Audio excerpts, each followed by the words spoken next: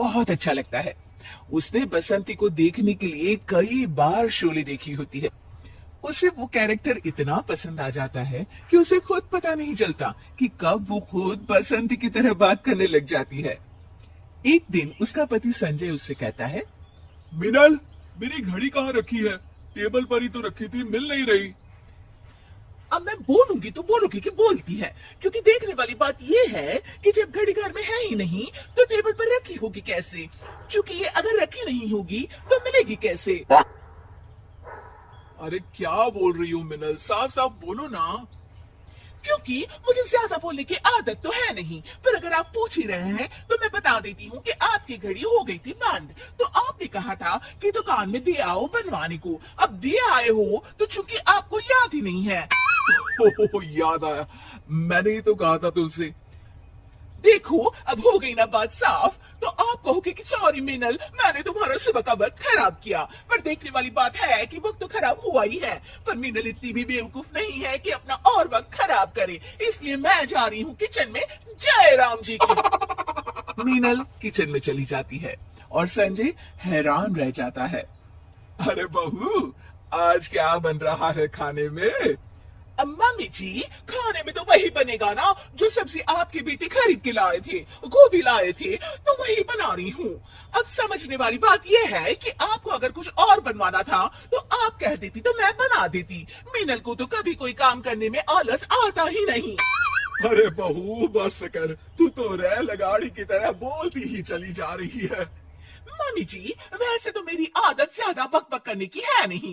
वो तो आपने मुझसे पूछा कि क्या बना रही हो तो मैंने आपको बता दिया। आप नहीं पूछती तो मैं नहीं बताती, क्योंकि ये तो वही बात हो गई ना कि उल्टा चोर कोतवाल को डांटे। एक तो आप मुझसे पूछती है, फिर उल्टा मुझसे ही बोल रही है कि मैं कैसे रेलगाड़ी की तरह डर से बोली जा रही हूँ। ओफो, बस बस बस, जा रही हूँ मैं बहू। हाँ हाँ तो जाइए ना, मैंने थोड़ी ना आपको रोक कर रखा है कि रुकिए मेरे साथ बातें करिए। मीनल की बक बक बंद ही नहीं हो रही थी और उसकी सास रसोई से बाहर चली जाती है। बाप रे बाप, बोल बोल कर बहू ने तो मेरे कान में ही दर्द कर दिया। लगता है कि इसमें बसंती की आत्मा आ गई है।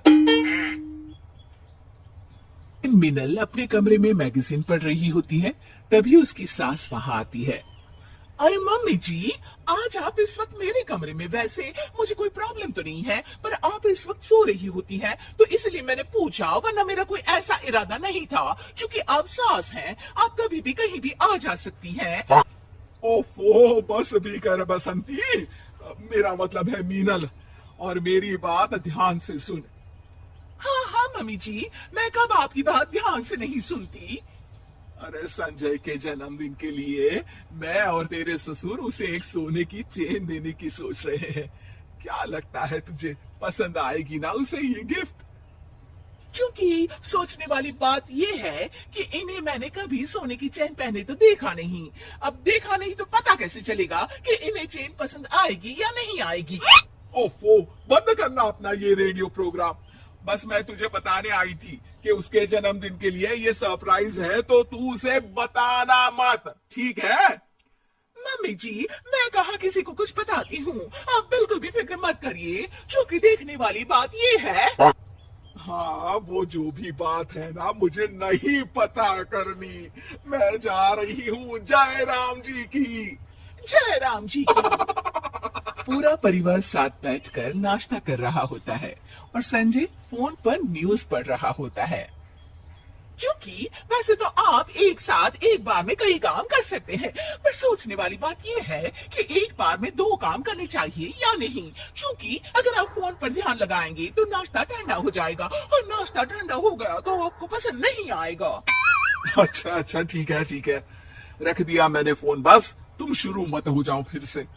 मैं तो न्यूज में देख रहा था कि सोने के रेट कितने बढ़ गए हैं। हाँ बेटा, महंगाई बढ़ रही है ना। मीनल सोने की बात सुनकर रसोई से बाहर आ जाती है।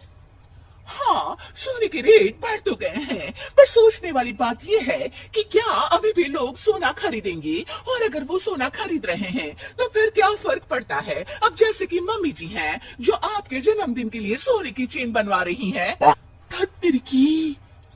सोने की चेन मेरे जन्मदिन के लिए? सास और ससुर मीनल की तरफ देखकर अपना सर पकड़ लेते हैं। क्योंकि अब सोचने वाली बात यह है कि गलती तो मुझसे हुई है, तो माफी भी मांग ही लेती हूँ, पर सवाल ये उठता है कि माफी मिलेगी या नहीं। नहीं मिलेगी, नहीं मिलेगी, नहीं मिलेगी माफी।